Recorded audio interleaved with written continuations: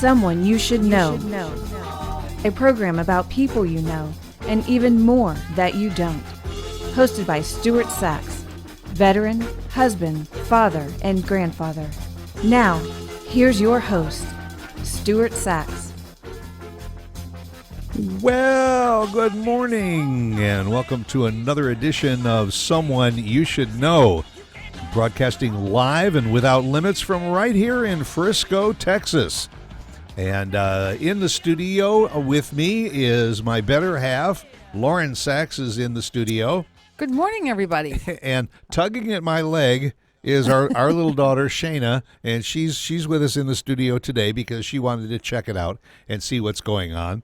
And most of the time you can see, if you're watching us via Facebook, the desk in front of me, I usually have all kinds of papers here with notes to talk to my guest on the show.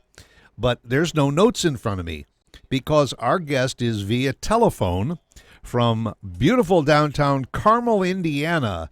And this guest, I don't need any notes because I have known her my entire life. And I've known her entire life, I should say, because it's my sister, Kathy Sachs from Carmel, Indiana. Good morning, Kathy. Hey, good morning. Hi, everybody. How are you? I'm good. It's kind of a dreary day here in Carmel, but it's just rain. No snow, no ice. Oh, well, that's good. Oh, you should be here. It's nice and sunny and going to be 60. Oh, lucky dog. Sorry, Yeah. I had to rub it in. Yeah, except it was in the 30s early this morning when we went out for a walk. But that's what it's like when it's dark out. It's that way. For those that are watching on Facebook, there's this little head popping up over here. Shayna wants to say hi, Kathy.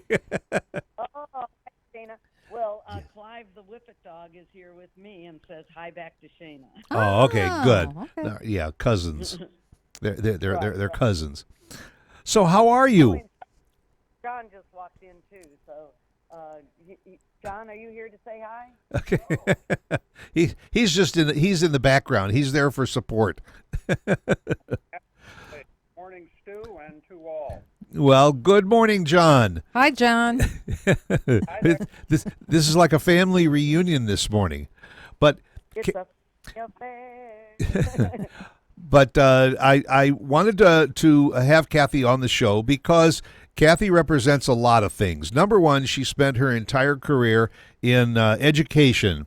And in kind of some specialized areas. And Kathy, why don't you spend a few minutes letting the audience know what you studied in college and then what kind of work you did in the educational system? Oh, absolutely. Music has been my world in my life.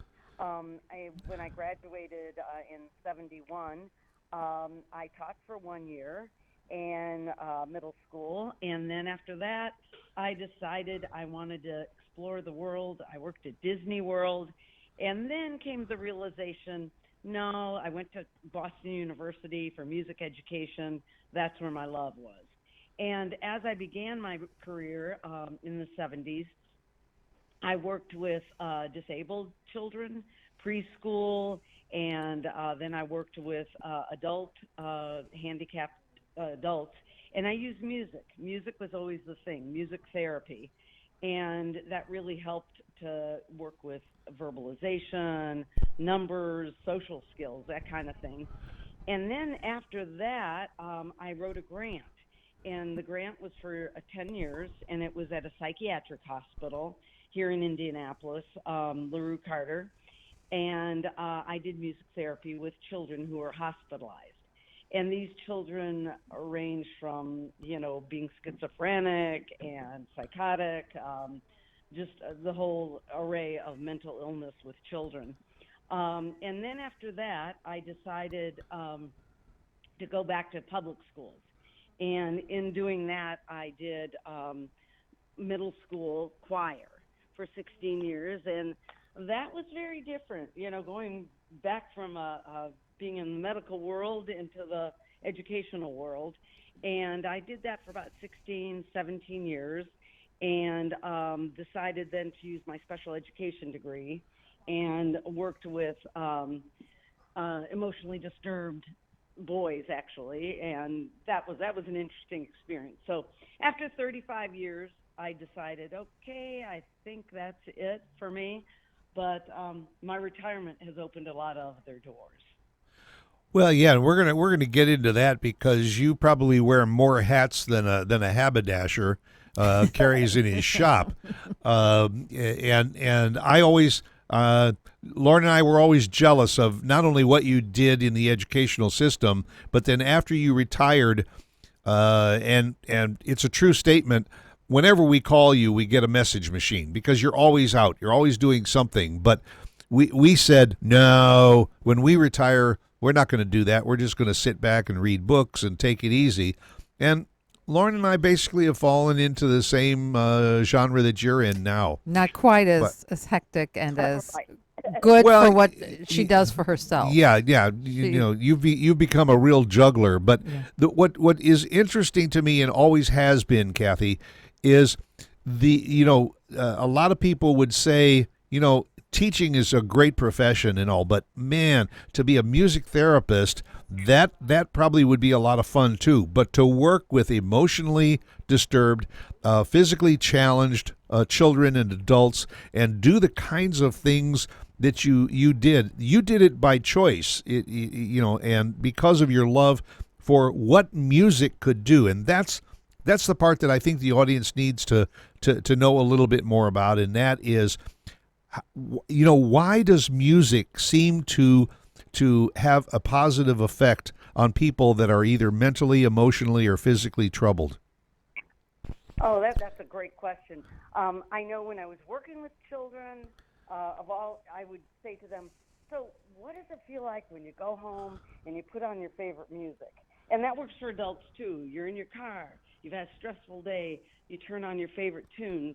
That just really starts to relax you and bring you down a little bit and put a smile on your face. So the effects of music are just, they're present by the things that you listen to. But now in my retirement years, I work with Alzheimer's is one favorite job, and the other is volunteering at a hospice with music. And how I see music with those is, especially Alzheimer's, brings back positive memories.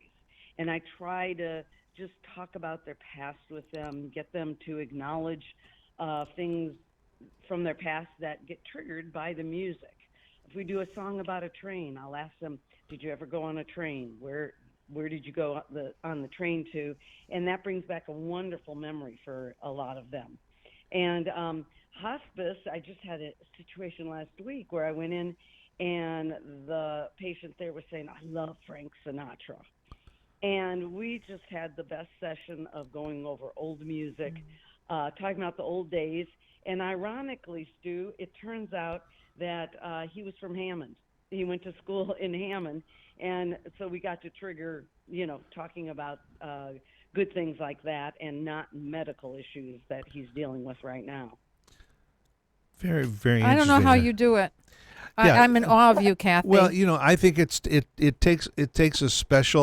does take a special kind of mentality and dedication to be able to do this for people that really can benefit from it. Now I do know that you said that there was a stint when you went back to the public schools, and I know that when you were with the Pike County school system, you were a chorus teacher, and Right. and I had been to several of your concerts, and you used to say that there's a lot of kids that have emotional issues in their regular classes, but when they come to choir, it seems like you have the ability to bridge that and get them to focus some attention because they can relate to music. Right, and it gives them an area to be successful in. If they're struggling with academics, or a lot of them struggle with issues at home, unfortunately, music becomes a place that it's pretty easy to be successful in. Just opening your mouth and letting it out. And, and they can succeed and accomplish something that maybe they can't in other areas. And this was a specific area that you studied at Boston University? No, no. My actually, this is kind of interesting. My degree is in music education. Oh, And then, okay. way back then, you had to get a master's degree within a few years of teaching, and I chose to go into special education. And the reason being, I didn't want to have to go back and get a bachelor's in, In music therapy. in the therapy Yeah. zone. So I kind of just did it myself, and then as I was doing it and it was being successful, it kind of followed me. I don't advise that to young people now because music therapy is in a lot of schools and it's acknowledged as that, and probably nowadays I wouldn't be hired in any way as a music therapist. So I just sort of say I'm just using music in a therapeutic manner. I don't use that title because I don't want to insult anybody. Yeah, everything has become a lot more specialized these days. Where it was a very wide open field back then. But I dare say that I think you were one of the pioneers in the Indianapolis area of doing that kind of thing with children and adults. And I would no, I was Go ahead. going to say, Kathy, I think that you also find it for yourself very therapeutic. Yeah, absolutely. When you come home, I'm sure that that's how you decompress and how you relax is through your music. Yeah. Well, I just really, and I feel you two are definitely in that light, and so is my John. That you have to give in this world. You can't sit on your laurels and enjoy life totally centered around yourself. I think giving is a real important thing to do, and I think in any way when you give, you just appreciate your own life too, and that's important. Good point. Yeah. Very good. Yeah. And now that you, as you say, that you're retired, you started doing a lot of other things, but you continue to substitute teach when needed, and you use your music, as you said, by going to hospice and going and working with Alzheimer's patients. And I always remember that they talk about the dementia and Alzheimer's very often. We start to lose our short-term memory, but the long-term memory can be triggered. So like you said, when you start to sing a little bit of Frank Sinatra, all of a sudden, not only do they remember Frank Sinatra, but they remember the words to some of those songs, and so that's a positive thing for their brain cells.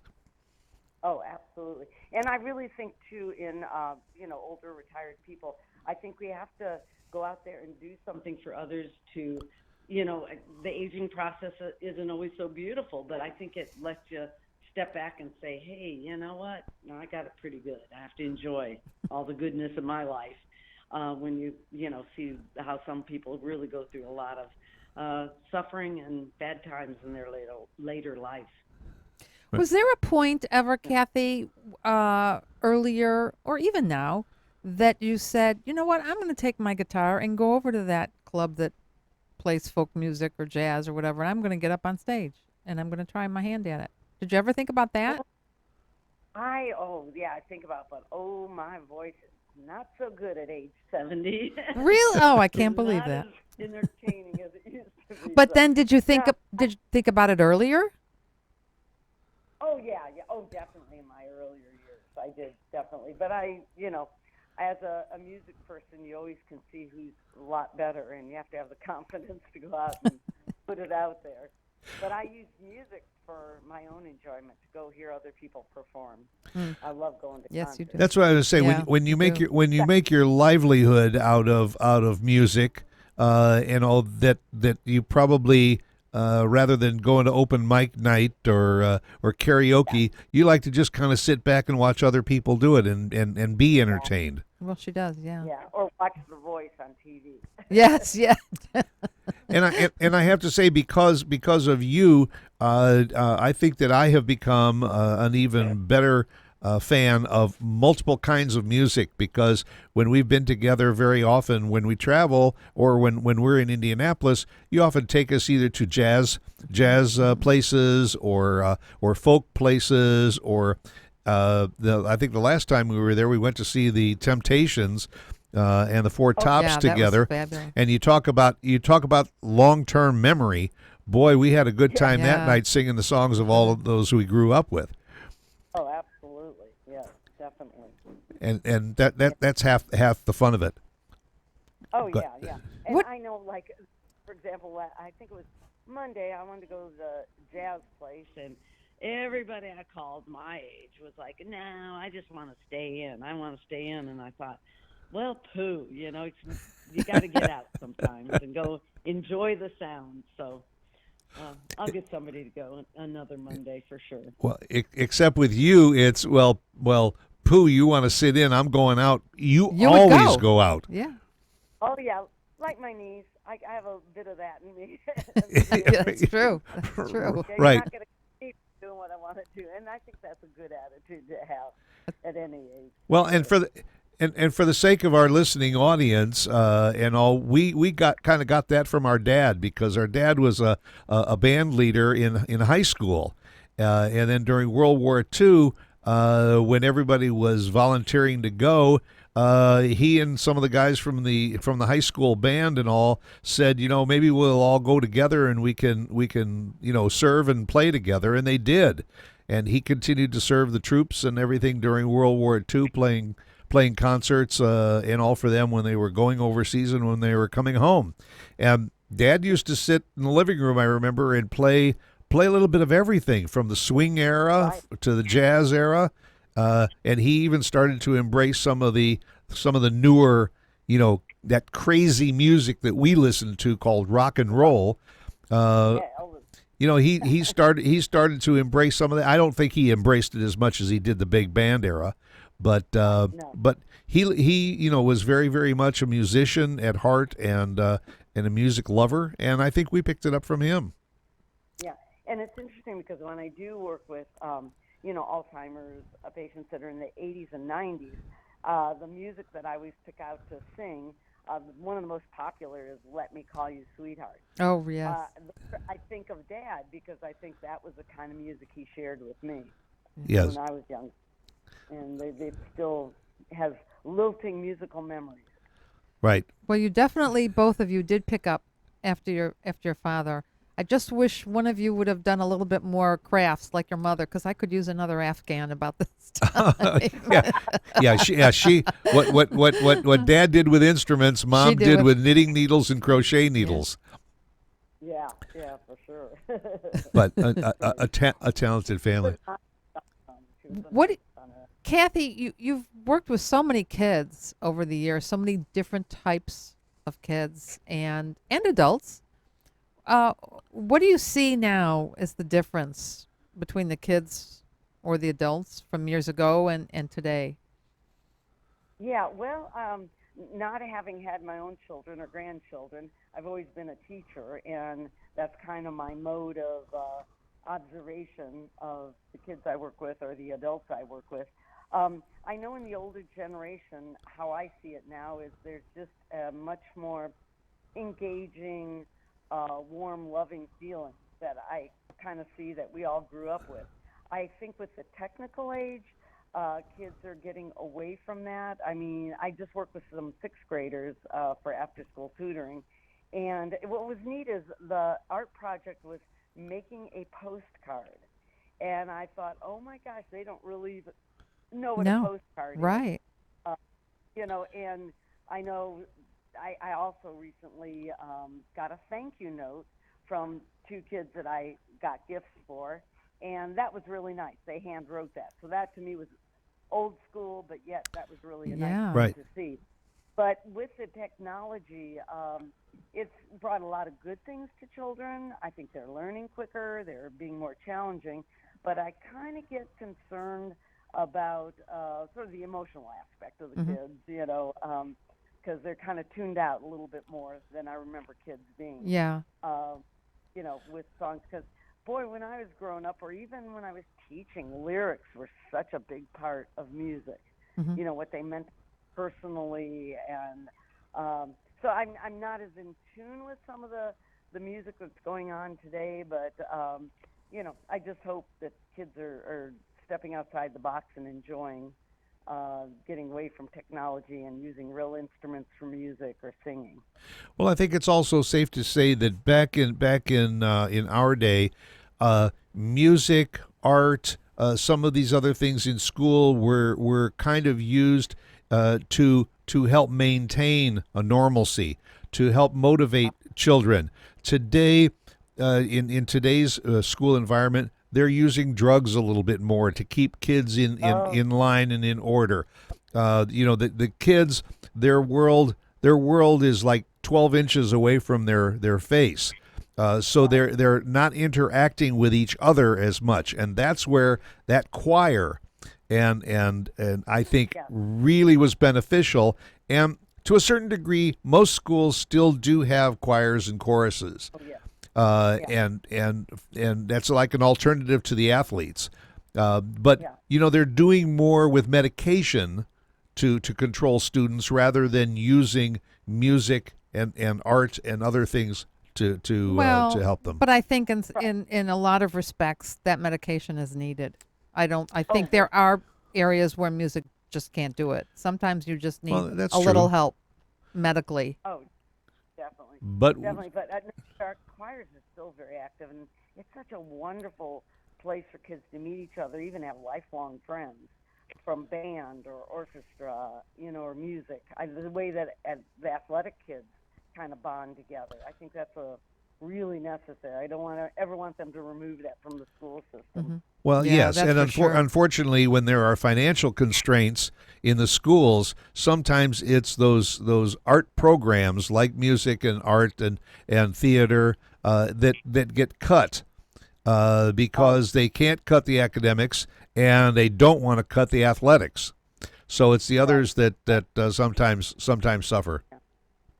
And really, I know from John, who is a psychologist who talked about this, a lot of times the medication that the kids have to take for ADD or ADHD is very helpful to make them be able to go into the music areas and focus or, athletic areas. So it can be very useful. Yeah. As, depends on their doctor and what they feel. Right. Yeah, no, it's unfortunately, it's a part of today's thing. Some kids just need it. More is about these kids doing this vaping thing, recreational. Do you see that in school when you go for your tutoring classes, or do you?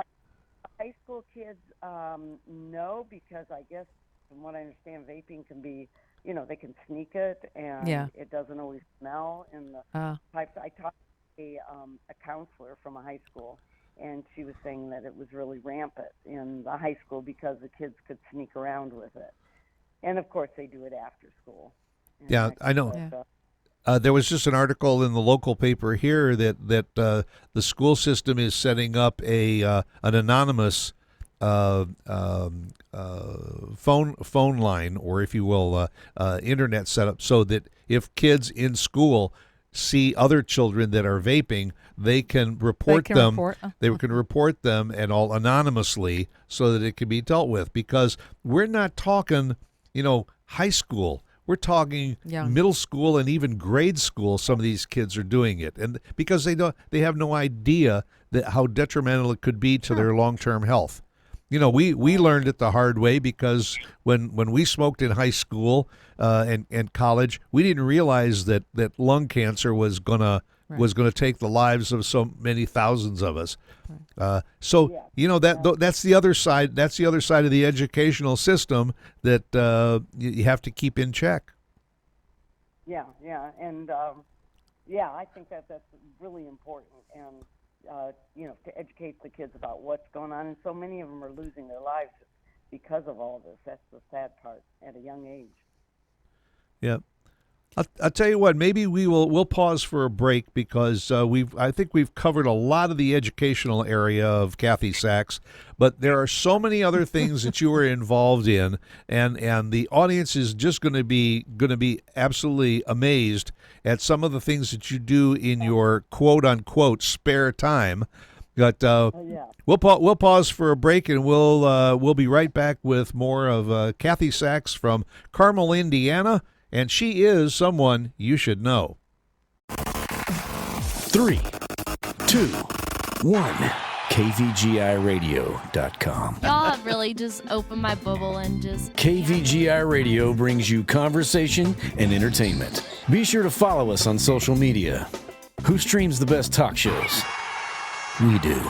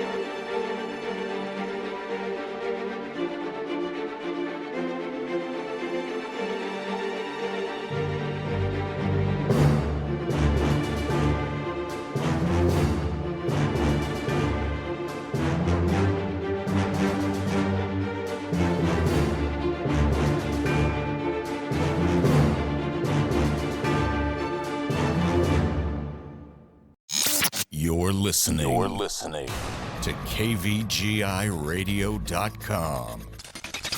Streaming live from the KVGI studios in Frisco, Texas. Live without limits.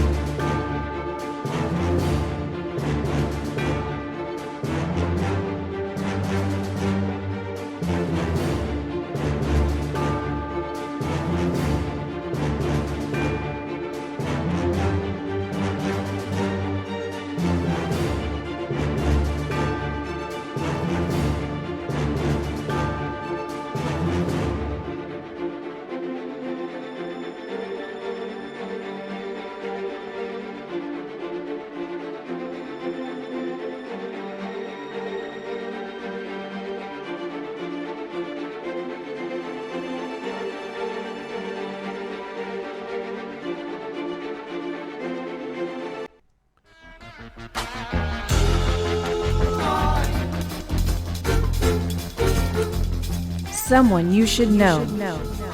A program about people you know and even more that you don't. Hosted by Stuart Sachs, veteran, husband, father, and grandfather. Now, here's your host, Stuart Sachs. And we are back live and without limits here on KVGI Radio here in Frisco, Texas. Lauren Sachs and Stuart Sachs are your co-hosts. And from the center of Indiana, Hoosier Land, Kathy Sachs in Carmel, Indiana, infamous sister of Stuart Sachs. And did I ever tell you, Kathy, that you're my favorite sister? Oh, and you're my favorite brother. Yeah, that's because we're That's it. only the two of you. siblings. Correct. So you mentioned 1970. That's when you started teaching at in Indianapolis. Well, in 1971, I graduated from Boston University. Okay. Music education degree, and then I taught 1 year at Gavitt. At the high school you graduated from. Right, on the middle school level at that Yep. time for 1 year. And then I went to Disney for a year, and That's then right. came to Indianapolis. So that was about 1974. We were at Disney at the same time. You were working up in Cinderella's castle. Exactly, the waitress. Yes. Quite an experience. Those were the days. Oh yeah, corporate Disney. Now, when did you start running? Oh my gosh, I started running when I was 29 years old. And the reason I started running was one of the jobs I had, we'd have morning meetings, and I would feel stressed. So I found if I would run in the morning before I went to the meetings, that would kind of calm me down, and I would be much more productive. Oh, I wondered about that. I never knew that. So you've been running. Yeah. You've been running about 40 years now. Absolutely. Actually, a little over 40 years, and that's the other side of Kathy Sachs, is because I was a runner for 20 years, and Kathy's been running for 40, and I stopped 20 years ago, and you make no bones about it because you are very, very healthy at age 70, and you just completed at age 70 your second marathon at age 70. That was no, number 9. That was my 9th marathon. 9. And Since you turned no, but I'm saying since you turned 70. Oh yeah, the one and only. Okay, you just ran the one in Indianapolis at age 70, Right. and you got you're winning all kinds of awards now, but Yes. you've run more races than I can even comprehend. But I do know that one of our very, very favorites they do in May every year, and it's around the theme of the Indianapolis 500. They call it the mini marathon. It's a half marathon. And you've run that one how many times? I think around 33. 33 times running that one. And you run basically a half. You've been running about a half marathon almost every weekend with your running group. Well, not quite that distance. Yeah. Now, right now I am doing physical therapy for a muscle, but I'm also learning that I just have to pull back a bit. So my running distance has gotten a lot smaller, but it'll get back there. Yeah. Yeah, it'll get back. But I and hope to do a half on in April. That's the goal. and not only that, but you just tell the audience what you just did. When was it? Last weekend? Oh yeah, well, my best friend John and I, we did what's called Bop to the Top. And what was interesting is I talked to the guys that have sponsored it for over 20 years. They were inspired by the sort of the walk up the Empire State Building, which I think is about 3 times longer than the one in Indianapolis. But it's also a fundraiser. It's a fundraiser for the Riley Children's Hospital. And it was 36 flights. And what was interesting, John and I did it once, and we did well, and we placed in our age group, so that was fun. But a lot of the other option was to do it 3 times. And I imagine that was to be, equivalent to how high it would be to walk the Empire State Building. But Right. no way I would do 3. 1 was enough. Once was enough. And But and it was you and I both over our running careers and all, I would say probably 95% of the events that we entered were for the benefit of something. exactly. And Well, and that kind of made it even more fun. But and as I say, you have run all over the country. I know you've run Grandma's Marathon up in Minnesota, and you've run the Marine Corps Marathon, Chicago. Right. Chicago. I've done- Didn't you run Columbus? Yes, Columbus, Ohio and New York. Yeah. That was my big one. Yeah, that was pretty neat. So, and I also did one in Frisco, the Yes, Thanksgiving. that's right. Right. The turkey trot. That was very well done. Here. Very well done. And with all the countries that you've traveled to, you've never done a race there, have you? No, I probably because to go and have to focus on running a race. I think of when you travel as vacation time. Good To for get away you. from that. Yep, good for you. But a lot of people will travel. Yeah. Yes. For rest. Very much so. Yeah. So what advice do you give to those runners that are listening to the show right now that are in their 20s and 30s and 40s and all and you are still running at age 70? What advice do you give to them for longevity in their sport? Absolutely. Well, it's interesting because I do run with some runners who are like 10, 20 years younger, and they get themselves injured, and I think it's because my two big messages are listen to your body. Don't push. If something hurts, like in my case, I decide that's time to stop. Don't see how far you can get because I have one friend who's been pushing, and she's pretty seriously injured at this point. And it's fun because there's a lot of goals you can set for yourself. And one thing I did learn though is it's good to cross train. Don't run only. Go over to the gym, get on the bicycle, do some kayaking, do other sports because that strengthens your body in a lot of different ways, and doesn't weaken your legs, your running legs. That's a good point. Yeah, and also if you do have some kind of a running injury, then kayaking or rowing or something like that gives you an alternative. But my biggest message is for those of us, over 60 and up, you've got to exercise. And even if it's walking, getting on a stationary bike, something you have to put that, if you read all the literature, you've got to exercise. You can't just sit around because everything's going to just stiffen up and rot. And for those that are out there and they're running and they're pushing themselves and they never make it up to the awards ceremony, the best advice I can give you is just outlive all your competitors. Yeah, there you go. just keep running because by the time you get into your late 60s and your 70s, all of a sudden you're getting called up there to get an award. Well, bop to the top. Here, I didn't push it. I got up there. I got first out of 3. There are only 3. Yeah, see? Well, that's okay. And you want to know something? Even if you had come in third out of 3, you still would have gone home with an award. Exactly. But you did it. But that's the thing. You did it. Yeah.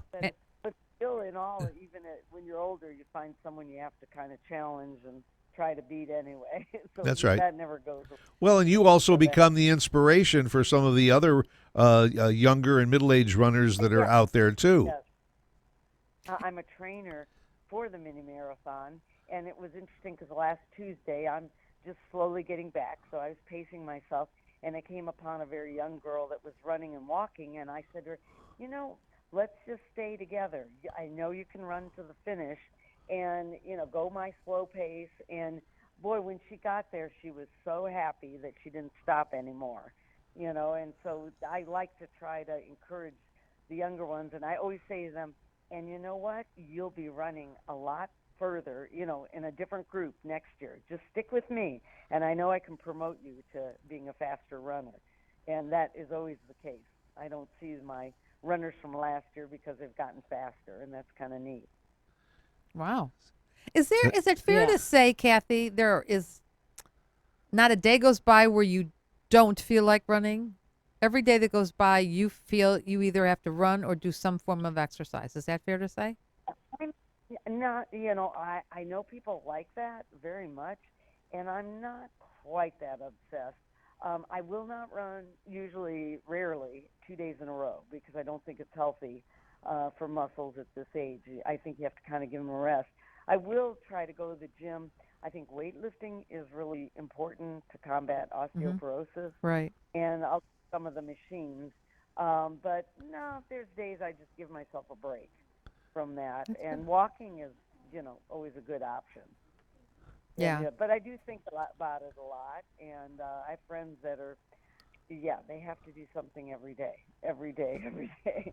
And It's when you just a go to the part of. gym and you lift weights, are they hand weights? Are they machines? Both? I do both. I do both. Yeah, yeah. I haven't kind of caught on to classes. I have friends that love spinning classes, Mm-hmm. uh, and I keep saying I need to try that.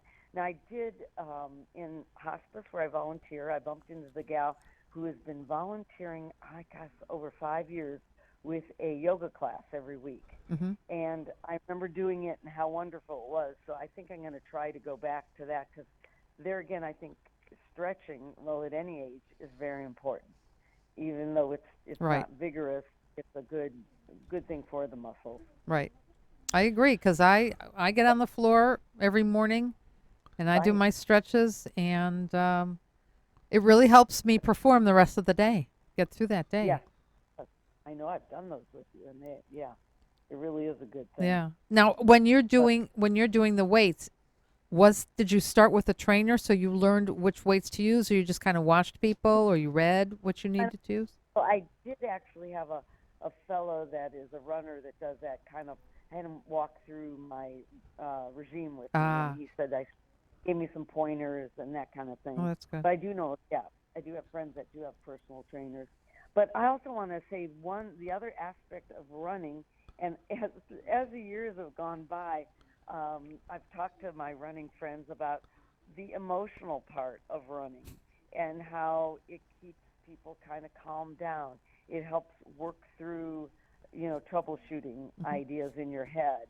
I think that because of the endorphins that it produces. And there was a wonderful film at our Heartland Film Festival. I don't remember the name, but it was about PTSD and about veterans that were having trouble.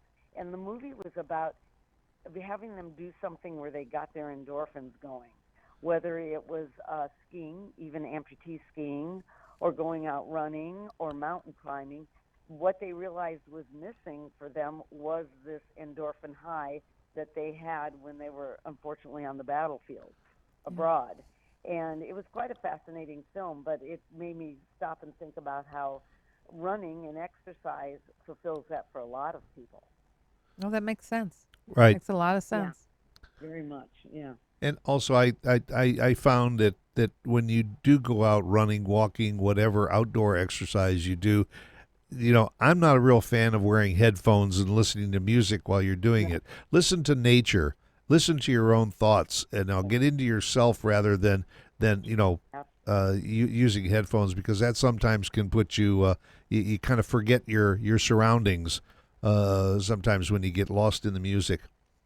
But Well, you've always been a proponent of that as from the safety aspect Yeah. too. yeah, And so I'd say to piggyback what we talked about earlier, one huge thing I have found is so many of the young people that I'm training have what I call earplugs, their Yes. music in their ears, Yeah. Right. which you go, you talked, you socialized when you ran.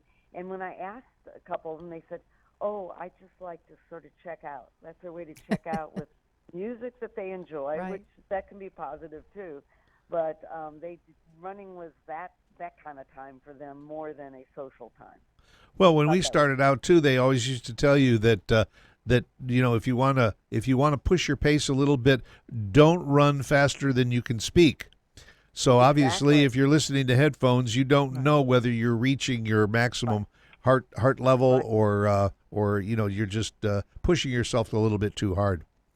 So Yeah, very much. so you go out and you run in the morning, and then you come back, and you don't just sit on the couch and veg the rest of the day. You're involved in all kinds of other things, like the Indy 500 racetrack. That's been a favorite, but unfortunately, this year I noticed because John and I will be traveling to Ecuador and Galapagos. That's going to interfere with how much I work there for 500. But I may be able to squeeze in the Brickyard, which I believe they're doing July 4th weekend this year. But I'm what they call the famous yellow shirt, and we just pretty much usher, greet, get to enjoy what we see at the racetrack, and it's really neat. And there are quite a few of us retired people doing it, so we get to talk about Medicare and that kind of stuff too. But it's so fascinating. And now I believe it's Penske that just bought the 500 track. It was just sold. Really? No kidding. Yeah. So we're going to have new owners, and it'll be interesting to see how that changes. But one of the most marvelous things about the 500 track, the Indy Mini Marathon, the middle of the race, you run around the racetrack, which is a little bit over a mile. So it's so nice when I'm working, I just sort of go, gosh, I remember when I was running around here out of breath. But that's one of the benefits of that half marathon. So you volunteer your time. You work in the infield area near the pits, don't you? Right by the pits, by the winner's circle. Yeah. Yeah, that's got to be That's fascinating. the best place. And not only that, but you also work with the Indianapolis Colts football team. Oh, that I have to say that's one of my favorite jobs because I also have a real nice spot, and I get to meet the families of the players and hear some of the ins and outs about that. And there again, you get to see. I've worked there probably 10 years. Same people come back with their season tickets. It becomes almost like a family atmosphere. And the people that run it, CSC, they're great. They're just a wonderful company to work for. Are you one of the few people that have been there for that long of a time? No. I No? work with a lot of guys, mostly men. 'Cause Really? Okay, well, Yeah. yeah, makes sense. Play, be quiet. But a lot of them, 20 years. This is their. They really, really enjoy. We didn't have such a great year this year, but we're keeping our fingers Well, there's crossed always for this next year. And I know that there's other things like the Indianapolis Symphony and other organizations And theater. So and theater. So I think that this is kind of an endorsement of what people can look forward to when they retire from whatever they're doing in their careers. That the world is open to you. Go out and find the things you really like to do and get involved in them. Like, some of them are going to be volunteer, but some of them are paid jobs. And Well, last night I ushered at our Palladium Theater here, and next week I have a little paid job at a theater doing student matinees. So, as you can all hear, people, I don't like sitting home. No, you don't. But there's so much out there that people can be doing after they retire. It's, and to give back. And I think we can teach young people in that way. I feel my engagement with young people is more positive, to share what my life has been like and to hear what theirs is. Right. Great attitude. And I think it is great that to work with sports organizations and all, but the other side of that is to pay it forward, to take what you've done in your career and all, and then go out and find places like hospice and the Alzheimer's homes and to kind of interact with people that way and make yourself productive in your senior years. Well, and I feel too, if you look at all the ads, take this to look younger, do this to be younger, and there's nothing wrong in being the age that you are. I think you need to embrace your number and share it with the world. And because all of us know we've lost friends that aren't here and relatives, so embrace what it is. That's right. That's right. Yeah. And you do it, and you do it well. Yeah. And I'll tell you, with everything that you do, I think that does help physically. It not only in your shape and Keeps in you your in form, motion. but hey, I haven't seen a wrinkle on you. Oh, no, they're there, but I've earned them. And Deb Moe and The wrinkles you do have, you've earned, right? Yeah. And I think we all have. But you guys have been an inspiration to me too, because and you're always doing something to help others, and that's a beautiful thing. Well, it's hard to believe that we've been yakking for about an hour, and we're down to less than a minute on the show. And I'm sure you have someplace you have to be or go to. Yeah, you're probably it's almost noon in Indianapolis, and you probably have to be someplace in another half hour or an hour. Well, we were just checking out eyeglass benefits on Medicare. Oh, well, that sounds real thrilling. yeah. But going to the theater tonight. Good. See a play. Good. Very good. Well, Kathy, we love you. We love you a lot, and I'm glad that we got you on the air to talk a little bit about what you do and why, and inspire other people to do the same thing. Oh, thank you so much, and I'll see you soon. All right. All right. Much love you, love. and that'll do it for another edition of Someone You Should Know. Go out and make it a great weekend, and make sure you're right back here at 10 o'clock next Friday for another edition of Someone You Should Know.